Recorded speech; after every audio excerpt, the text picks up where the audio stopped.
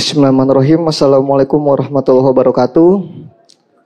Perkenalkan teman-teman, saya Hafiz dari dekat Pasar Minggu, Jakarta Selatan. Ikut KC udah dari zaman masa kuliah sampai sekarang lulus. Izin bertanya Mas Abrang, saya to the point aja Mas Abrang. Tadi saya tertarik terkait sistem Mas Abrang. Boleh dipaparkan lebih jelas nggak Mas Abrang? Apa itu sistem? Soalnya yang saya pahami, sependek pembacaan saya, ketika kita berbicara sistem kan setidaknya ada sistem kehidupan dan sistem kesadaran. Tadi Mas Abrang menyampaikan bahwasannya untuk mencapai sesuatu yang baik kita harus selaras dengan alam, sama dengan sistem alam. Cuman tadi saya coba pikir di belakang, tapi kayaknya agak beda Mas Abrang. Sebab kalau sistem alam dia kan sistem kehidupan, tidak ada kesadaran di sana, sedangkan manusia punya kesadaran. Tadi kayak Mas Abrang sampaikan, kita ikutin bagaimana caranya kita dekat dengan alam seperti sistem semut. Semut tidak memiliki kesadaran, semut tidak mengetahui keberadaan dirinya. Beda dengan manusia yang sangat kompleks, bawa pengalaman, sisi emosi dan lain-lain. Boleh nggak tuh Mas Abrang pertama dijelaskan apa itu sistem, dan sistem ini sebenarnya dalam konteks sosiologi dia itu dipengaruhi oleh agen, yaitu manusia yang kita reduksi sebagai manusia, atau kita reduksi lagi sebagai tindakan sosial, atau dia dibentuk oleh struktur. Nah biasanya kan sosiologi biasanya berjalan di antara dua itu, agen atau struktur yang membentuk sistem itu sendiri. Itu kedua Mas Abrang. Lalu selanjutnya, ini mungkin agak keluar konteks Mas Abrang ya, izin bertanya Mas Abrang. Ya, jujur mungkin kami di sini semua merindukan Mbah Nun. Ada satu hal yang sering kali, ini mungkin ada kaitannya nanti ke sistem. Mbah Nun sering kali mengingatkan kita untuk ketika kamu ditakdirkan menjadi burung, maka jangan belajar berenang. Ketika kamu ditakdirkan menjadi seekor citah, maka kamu jangan belajar terbang. Nah, itu selalu terngiang-ngiang. Dan ini mungkin nanti outputnya atau tujuannya yang sering kali juga disampaikan oleh Mbah Nun, man arafa nafsah, arafa robbah. Barang siapa mengetahui dirinya, maka dia mengetahui Tuhannya. Nah itu bisa nggak Mas Abrang dikasih tips atau cara bagaimana cara kita mengenal dirinya? Bagaimana cara kita mengenal diri kita sendiri agar misalnya Tuhan mentakdirkan kita sebagai A, ya sudah kita fokus di vokal A. Jangan sampai kita jadi D atau E minor, jadinya kan akan sumbang. Nah mungkin terkait itu Mas Abrang bisa dikasih penjelasan, dan itu sih Mas Abrang. Cukup sekian dari saya. Allahumma la tarimna khairan ma indaka li syarri ma indana. Wassalamualaikum warahmatullahi wabarakatuh. Sistem yang sebenarnya dan sistem yang ada di kepala kita. Oke. Kalau dari narasi tradisional, kultur atau agama itu ngomongnya see as is, melihat apa adanya. Problemnya adalah kuali ya. Ini tadi pakai banyak terminologi. Saya akan mencoba nggak pakai terminologi ya, agar lebih mudah mencapainya, memahaminya. Oke.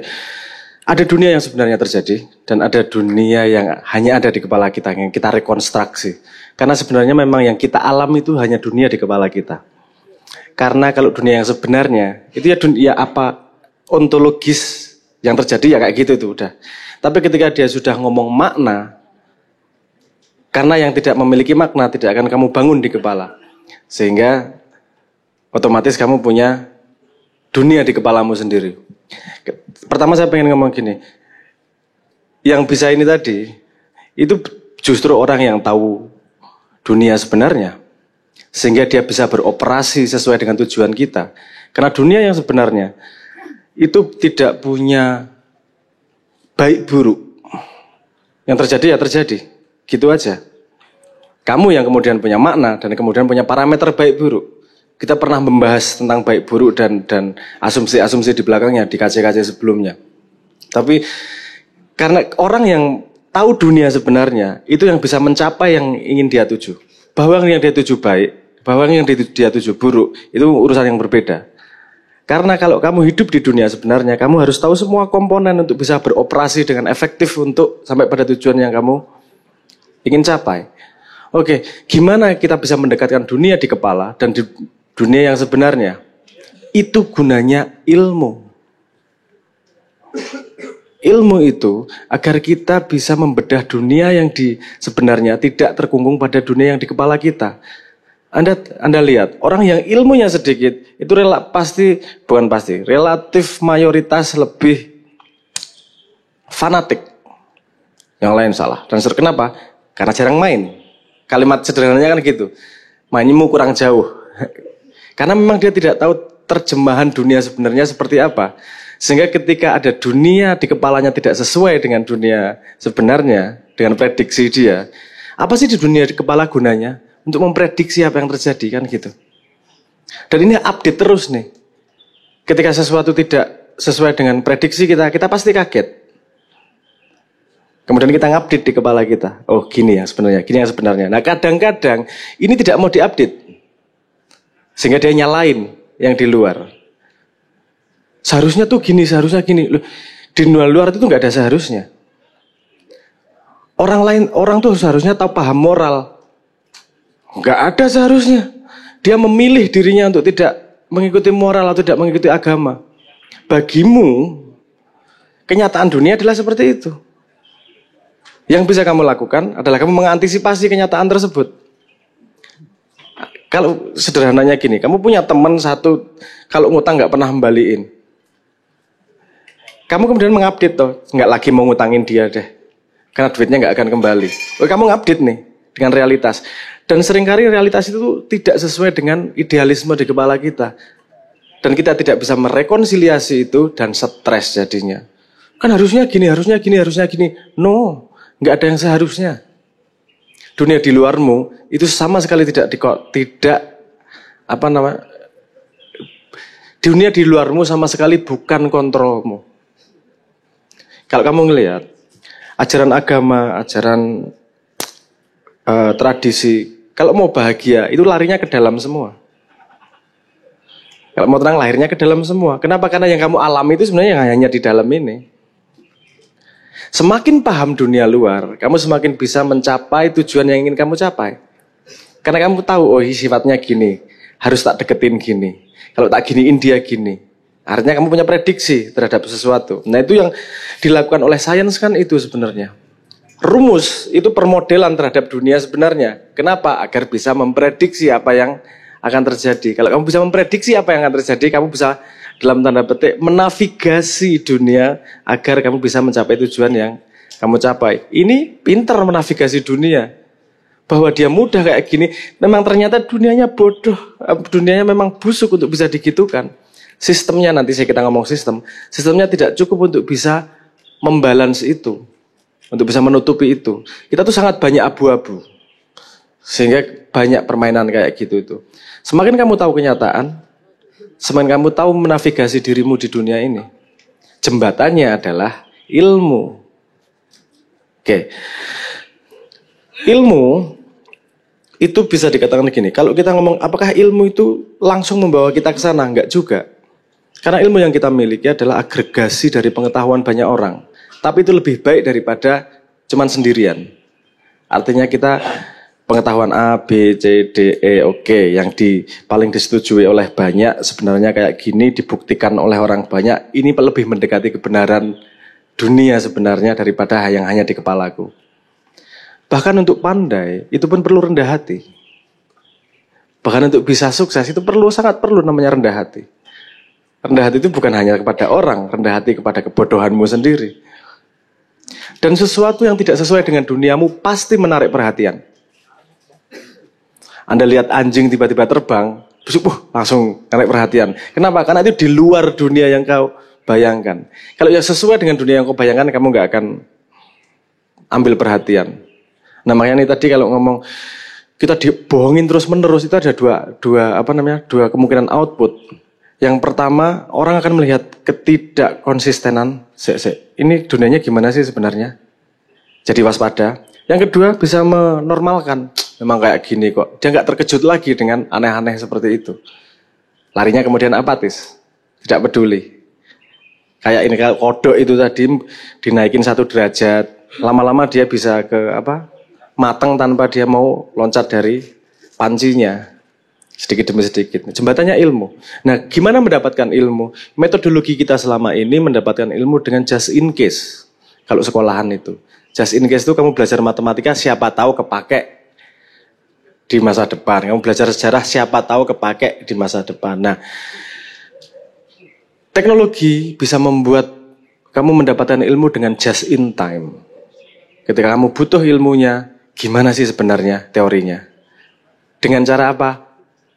Artificial intelligence.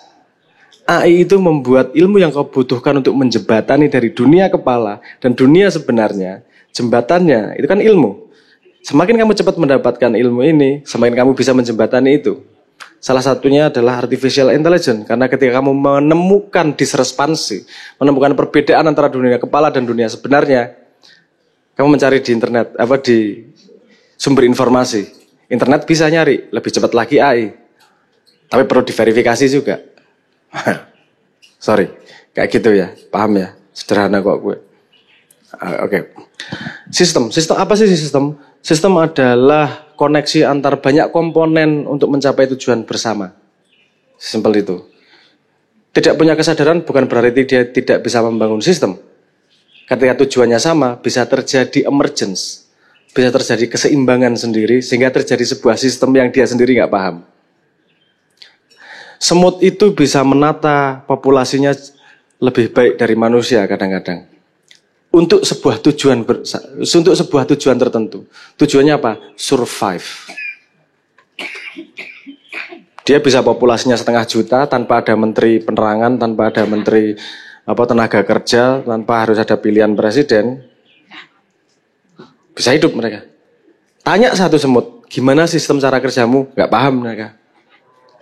Gimana bisa sebuah makhluk yang tidak paham pada dirinya sendiri bisa membuat sistem yang kayak gitu? Sistem bisa muncul dari perilaku yang terprediksi. Anda tahu kenapa agama mendorong untuk kita berakhlak? Nah, semut ini bisa menata sedemikian banyak penduduknya, itu hanya 2 syariatnya yang dia ikuti. Karena dia tidak punya akal yang pandai, dia tidak mampu keluar dari syariatnya itu. Syariatnya sederhana, ketemu temannya salaman, dan berani menjadi. Loh, apa yang terjadi kemudian? Dia salaman, udah sampai 85 kok gak ada tentara ya, aku jadi tentara. Salaman kok gak ada petani ya, aku jadi petani. Efeknya apa? Terjadi keseimbangan, division of labor. Ketika terjadi keseimbangan division of labor, terjadi kestabilan dan kemudian semua hidup. Manusia, karena punya akal, inisiatifnya banyak kemudian, mimpinya banyak. Yang menggrounding itu apa? Gini, kalau saya ketemu sama kamu, saya bisa yakin bahwa saya tidak akan kamu copet atau kamu bunuh, gimana? Kan gak ada yang meyakinkan itu. Sehingga kamu kerjasama, mau gimana, masih butuh waktu panjang nih. Itu pun bisa terjadi pengkhianatan. Kenapa agama membuat standar akhlak? Karena kalau perilaku akhlaknya jelas, kita punya standar prediksi terhadap komponen sehingga bisa terjadi sistem emergence di antara komponen-komponen tersebut. Alam pasti ada sistem. Kalau tidak akan sustain. Ada komponen angin, ada komponen pohon, ada komponen hewan, ada komponen, banyak macam komponen yang bergerak, dia menemukan keseimbangannya sendiri tanpa satu pun yang sadar. Karena terjadi keseimbangan. Anda kalau mau belajar lebih jauh, belajar yang namanya sistem dinamik. Itu terjadi sendiri keseimbangannya. Biasanya yang disebut keseimbangan itu agak saya lebarkan sedikit ya. Kenapa kita selalu punya economical crash sampai setiap 8-12 tahun? Karena tidak nyontoh sistem alam. Kalau nyontoh sistem alam, kita nggak akan terjadi crash gitu, tapi orang nggak akan suka. Coba lihat, kalau sistem alam itu terjadi feedback negatif. Contohnya gini, kamu naruh di 1 hektar ada rumput dan ada kelinci. Ketika kelincinya 1, dia makan rumput, anaknya banyak. Semakin banyak anaknya, rumputnya semakin sedikit. Sampai anaknya sangat banyak, rumputnya habis. Apa yang terjadi? Pada mati. Sedikit lagi nih, kelincinya. Populasi kelinci sedikit lagi. Populasi rumput banyak lagi. Banyak tumbuh lagi. Kemudian gimana? Itu terjadi lagi lingkarannya. Terus menerus. Yang satu naik, yang satu turun, yang satu naik, yang satu turun, yang satu naik, yang satu turun. Kita tanya semua perusahaan, tidak ada target turun profit. Naik terus. It's okay, tapi pasti akan terjadi crash. Pasti. Contoh di alam sudah mencontohkan sangat banyak sistem yang tidak ada feedback negatifnya, feedbacknya selalu positif, itu akan mengalami crash, akan mengalami overload selalu.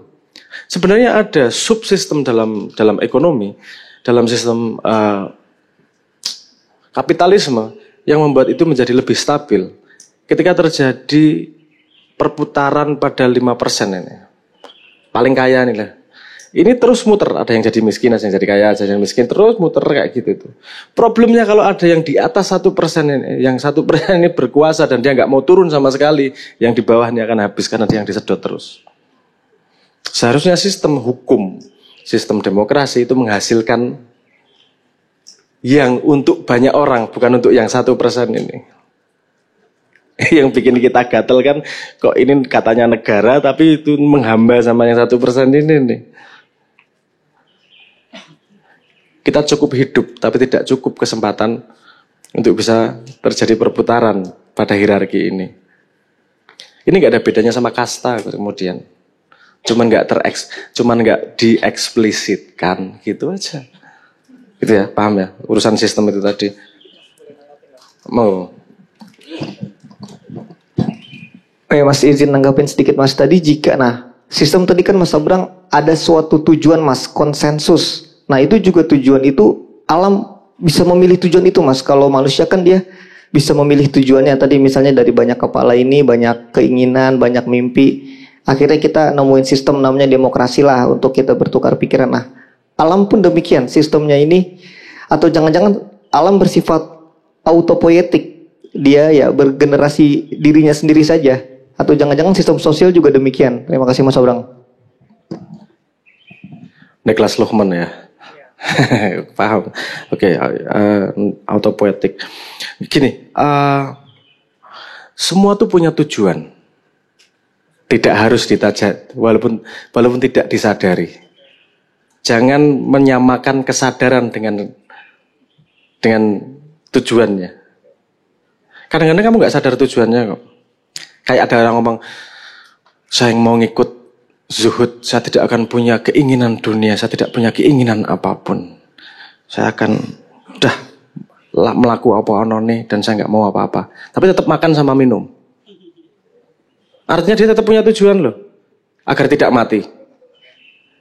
Cuman dorongan tujuannya itu kan asalnya banyak. Ada dari akal, ada dari fisik, ada dari lingkungan. Bahkan dari luar dirimu pun bisa yang men-trigger tujuan tersebut. Kenapa ketika musim gugur daun-daun pada jatuh? Kita memanusiakan agar mereka tidak mati. Agar mereka bisa bertahan terhadap, kan gitu. Tapi kan manusia agar mereka. Dia melakukan dengan otomatis. Apakah dia tidak punya tujuan? Punya, itu cara dia survive. Bahwa dia tidak sadar seperti manusia, jangan menganggap dia tidak punya tujuan.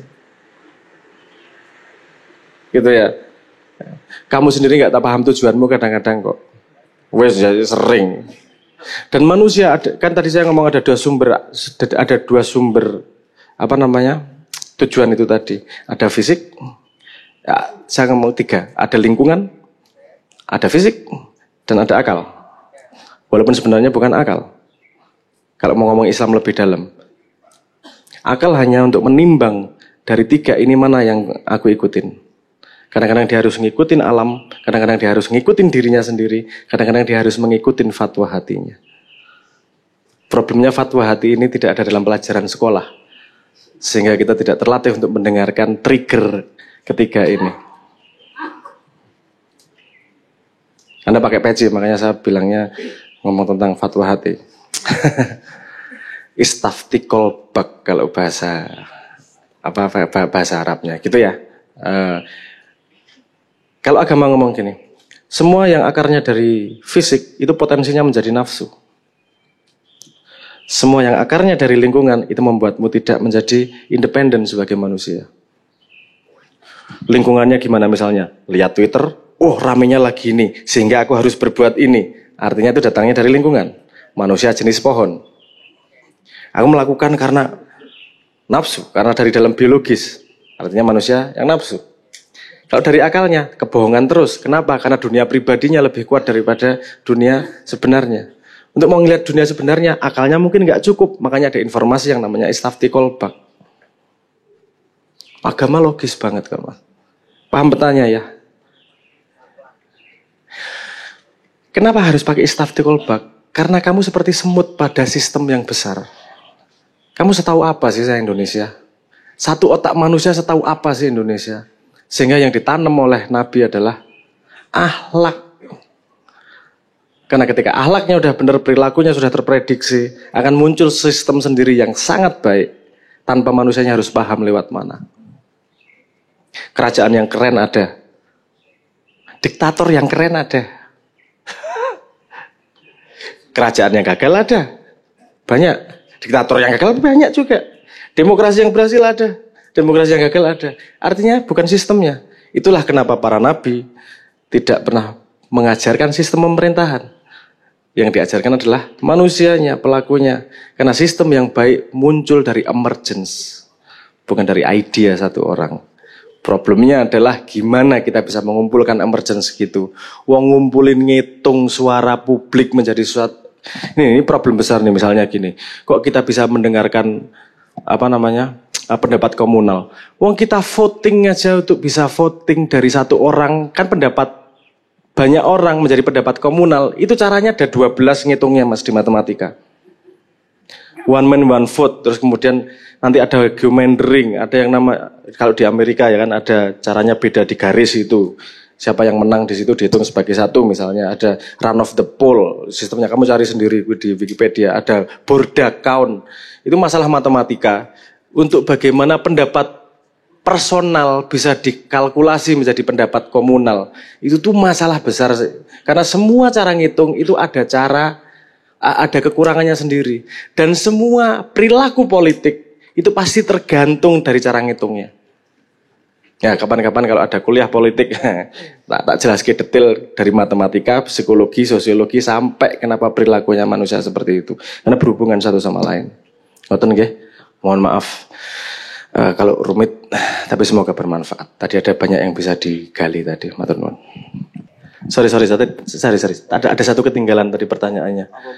Iya, burung tadi. Burung gimana? Di mana burung? Kita itu siapa dan seterusnya. Kita siapa? Problemnya gini, Mas. Kalau kamu pun dikasih tahu kamu siapa, kamu nggak akan paham sekarang. Coba, anak kecil buat tugas, Mas. Anak kecil dikasih tahu kamu nanti gedenya gini karena kamu adalah gini. Anak kecilnya nggak paham. Kamu sekarang ngerasa aku paham. Kamu tuh masih anak kecil, jangan lupa. Kayak yang lebih tua melihat. Makanya metodenya bukan gitu. Metodenya bukan aku menjadi apa dan aku harus apa. Kamu mengajari dirimu sendiri sudah. Agar kamu paham dirimu sendiri. Sorry, ini agak cyclical nih. Karena untuk paham dirimu sendiri, kamu harus punya modal untuk memahami dirimu sendiri. Gimana kamu mengumpulkan modal ketika kamu belum paham dirimu sendiri? Rotok muter lagi, paham maksud saya ya? Makanya itu kamu dimodali yang namanya interest.